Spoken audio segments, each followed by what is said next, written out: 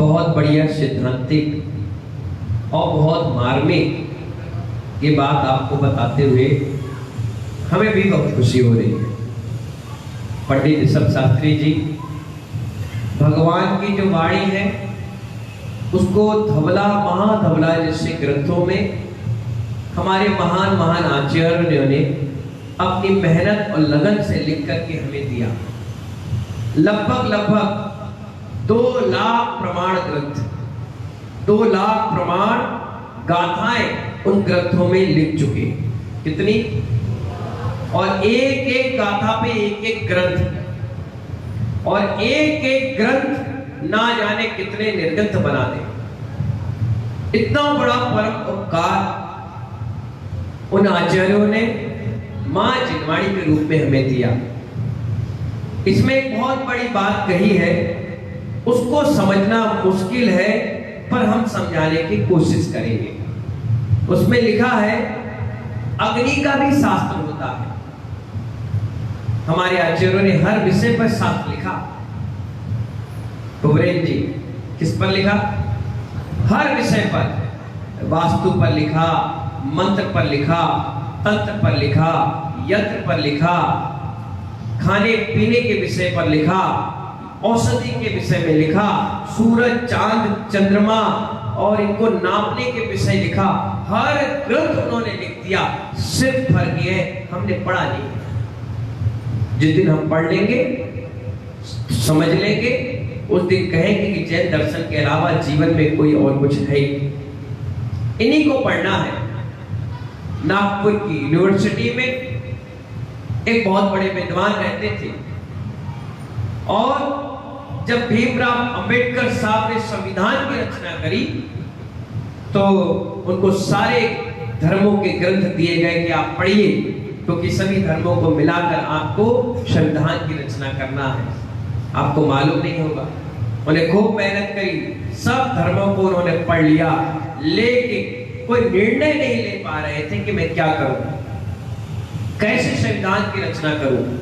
आखिरकार उन्होंने, किसी ने सलाह दी कि आप किसी अच्छे विद्वान से, कोई अच्छे जैन व्यक्ति से आप मिलकर के जैन दर्शन का स्वाध्याय करिए। अगर आपने ये स्वाध्याय कर लिया तो हो सकता है आपके मन की भ्रांति समाप्त हो जाए। उन्होंने कहा ठीक है।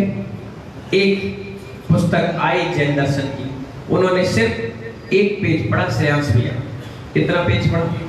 पंडित जी कितना पेज पढ़ा? 1 पेज पढ़ने के बाद उनका मन ऐसा लगा कि पूरी पुस्तक पढ़ने से पहले हमारे भगवान का चित्र लिखा हुआ है। सबसे पहले उनका चित्र लिखा है कि अहिंसा परमो धर्म से हमने इस संविधान की रचना की। उपकार है। अब संविधान के उस पेज से वो फोटो को अलग कर दिया गया। हालांकि पुरानी सबकी आयु सीमा होती है। बताइए अग्नि की आयु कितने दिन? संतोष जी, अग्नि की आयु क्या ज्यादा नहीं चलती? आचार्यों ने कह दिया कि वह जलते हुए भी जलाती भी है। अग्नि जलते हुए भी जलाती है और बाती को खाती है। आप देखना, इतनी सी बाती लगा देना और जला देना उसको, वो जलती जाएगी और धीरे धीरे उसको राख बनाती, धीरे धीरे आपको ऊपर करना पड़ जाता है। तो वह जलते हुए भी जलाती है और बाती को खाती है। आप सोचोगे अग्नि खाती नहीं? खाती, उसका भी भोजन है। कहां गया? पी गई। धुआं छोड़ती है। कोई भी अग्नि ऐसी नहीं है जिसमें धुआं नहीं छोड़ती, हर जगह छोड़ती है। ऑक्सीजन को पी भी जाती है। इस जगह जला दो अग्नि तो जितना ऑक्सीजन लेवल होगा वो सारा का सारा वो पी जाएगी। साथ ही साथ उसमें क्रोध है। शिवम भैया क्या है उसमें?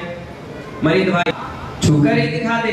दीपक जलाते हो आरती के लिए, छू लो, तुरंत जला के राख कर देगी। और वही अग्नि किसी फटाके में लगा दो तो पूरे मोहल्ले को स्वाहा कर देगी।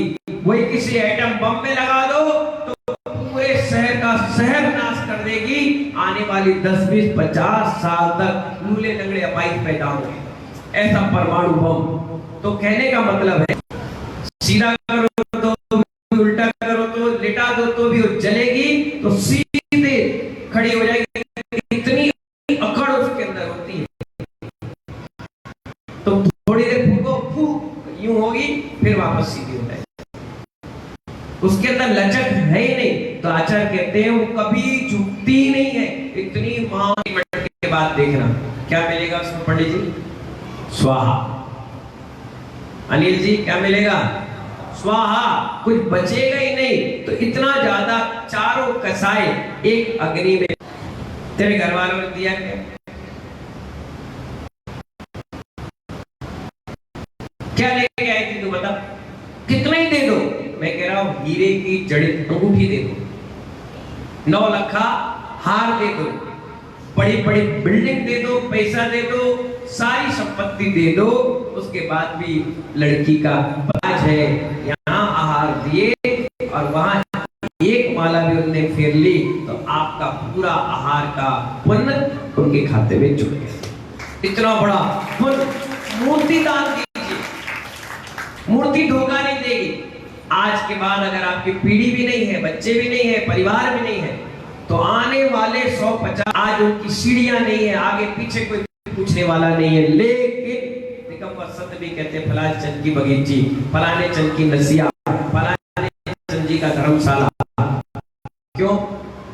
क्योंकि उन्होंने दामाद को नहीं दिया, उन्होंने अपने पुण्य का संचय सही स्थान पर। अग्नि काय, बोलो पहला क्या, अग्नि, अग्नि काय और अग्नि काय, ये 3 प्रकार की चीजें।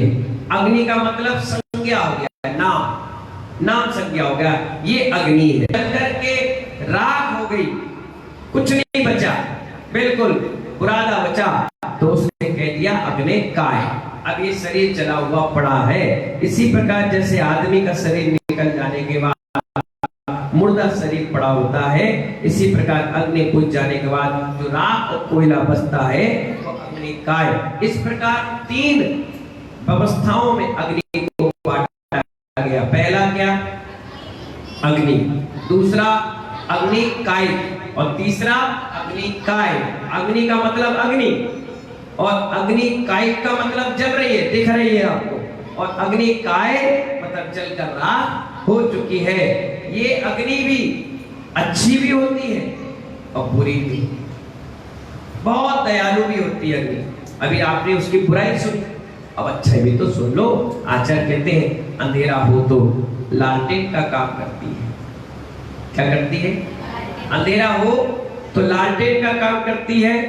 ठंड हो, का श्रावक श्राविका रहेंगे, उनको पता चल गया अग्नि का लोप हो गया, वो अपने शरीर को प्राण त्याग देंगे, समाधि संलेपना ले लेंगे और बस छठम काल पर। इसलिए मैंने अग्नि की विशेषता आपको बताई कि गर्मी पैदा करती है, इतनी दयालु है कि रात के अंधेरे में लालटेन का काम करती है, दीपक जलाकर आरती करते हैं और बर्बाद कर डालेगी। अग्नि कितनी झोपड़ियां जलाई, कितने पेड़ जलाए, क्या क्या उत्पाद नहीं किया इस अग्नि ने। अग्नि परोपकारी भी है सब पंडित जी, तो दुखदाई भी है। क्या क्या है? दुखदाई भी है, परोपकारी है। इसके 7 जीव होती है अग्नि। कितनी जीव होती है? 7 जीव। अग्नि कहते हैं इसको, क्या कहते हैं? क्रोध अग्नि। क्रोध भी अग्नि का काम करता है। बिना वजह आदमी एक दूसरे से लड़ जाता है, तो अपन क्या कहते हैं इसको? क्रोध अग्नि आ गई। एक ध्यान अग्नि है। ध्यान अग्नि का कार्य करता है, जैसे जलती है और धुआं उठता है, वो स्वास्थ्य के लिए हानिकारक नहीं होता। क्या काम है? चंदन का धुआं अगरबत्ती आप लगाते हैं तो स्वास्थ्य के लिए हानिकारक नहीं होता। अगर वही अग्नि किसी मुर्दे पे लगा दो और मुर्दे घाट के अगल बगल आप रहना चालू कर दो और उसका धुआं अगर आपके अंदर चलने लग गया तो आपकी आयु कम हो जाएगी, आपका स्वास्थ्य खराब हो जाएगा। इसीलिए आचार्य कहते हैं जब लाना दोनों में हिंसा है,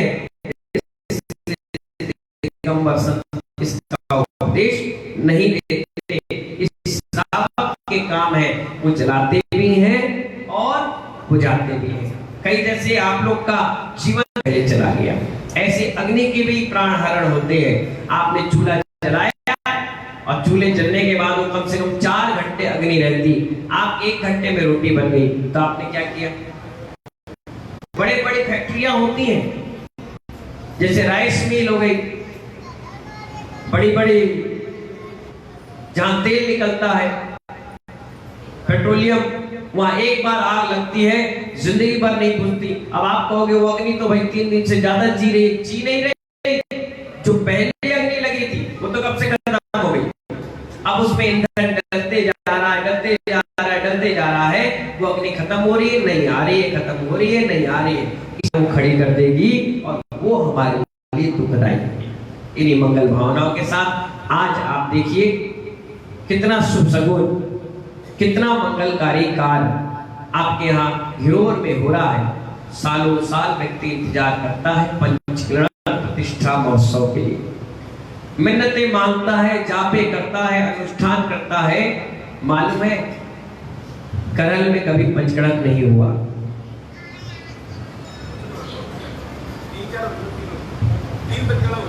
तीन हो गए,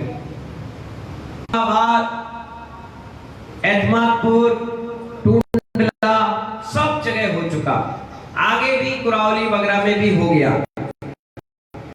बताओ सिरसागंज में आज तक नहीं। वहां के लोगों से पूछो कि भैया पंचकड़क देखा है? तो देखा है। अपने घर में? बोले नहीं। इतना पैसा रुपया होने के बाद भी उनकी किस्मत में नहीं लिखा कि हम भगवान के पंचकड़क करवा लें। तुम बहुत सौभाग्यशाली हो, तुम्हारे पेट में पल रहा बच्चा भी सौभाग्यशाली है, तुम्हारी गोद में पल रहा बच्चा भी सौभाग्यशाली है। जिस बेटे ने महिला के माथे जाकर दे आऊंगा तो काम चल जाएगा। और कल आ गई, मैंने कहा आज रविवार का दिन है, बहुत बढ़िया दिन है, भगवान का दिन है, क्यों ना इसका बहुत सुंदर तिलक दान का प्रोग्राम रखा जाए। अभी इसका लोकार्पण होगा। क्या होगा? एक परिवार, इसलिए कोई बात नहीं, अपन यही बैठकर करेंगे। और 6 तारीख से आपका पंचकड़क होगा।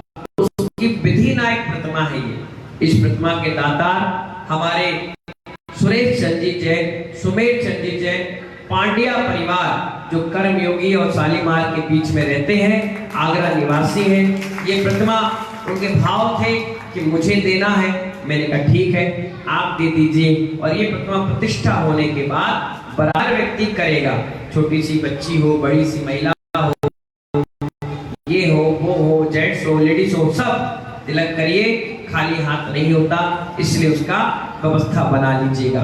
और खूब अच्छे से भजन कीर्तन नाचते गाते खुशी मनाओ कि आपके पुण्य योग से भगवान जो बनने वाले हैं वो आपको मिल गए। अभी आप इनको छू सकते हो, उठा सकते हो, लेकिन जिस दिन जन कल्याण हो जाएगा उसके बाद जिंदगी भर आप इसको एक कपड़ों में नहीं छू सकते हो।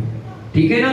तो ऐसा सुंदर कार्य हो रहा है। और कल नहीं है, इतनी बढ़िया व्यवस्था बन जाएगी कि वहीं साधु के आहार हो जाए, वहीं साधु रुक जाए, वहीं आपके अतिथिगण रुक जाए, वहीं पर विधान पूजा पाठ हो जाए, एक तीर्थ स्थल के रूप में वो घोषित हो जाएगा। इस पूरे प्रांगण में 500 किलोमीटर के एरिया में कोई भी बोले सुब्रतनाथ भगवान का जिनालय है ही नहीं, पचोकरा के अलावा नहीं है। समाप्त होगा, एक नींट रखकर उसका शुभारंभ हो जाएगा। ईशान कोण पर एक बहुत सुंदर कुआं का निर्माण हो रहा है। किसका निर्माण हो रहा है? 16 इंच की बोरिंग के रूप में कुआं होगा। कई साधु ऐसे भी आते हैं जो सिर्फ कुएं का पानी लेते हैं, और मंदिर में भी भगवान का अभिषेक कुएं के पानी से होता है। तो जिन किसी के भी भाव बने कि हमें उस कुएं के निर्माण में देना है, क्योंकि पूरा कितना अतिशय चमत्कार जागृत होता है। और महानुभाव कल का बहुत अच्छा दिन है, बहुत अच्छा मुहूर्त है, बहुत अच्छा सा समय है और कल योग भी बढ़िया है। कल 8:10 पे कार्य प्रारंभ और फटाफट तेजी से निर्माण कार्य प्रारंभ। आप सभी लोग भी उस यात्री निवास संत निवास के लिए दान देने के लिए प्रारंभ रहना। ईंट ऐसी चीज है जो जिंदगी भर लगी रहती है। अगर बिल्डिंग टूट भी गई तो सीमेंट खराब हो सकता है और कहना ये लो पहली ईंट हमारी लगाओ, जिससे ये संत भवन जल्द से जल्द बन जाए। नींव का पत्थर लगेगा, कहना हाँ हमारी तरफ से सीमेंट लगाओ। आप सुबह दोगे, क्या बढ़िया व्यवस्था बना दी महाराज जी ने, तो मजा आ गया, तब खुश हो गई। अगली बार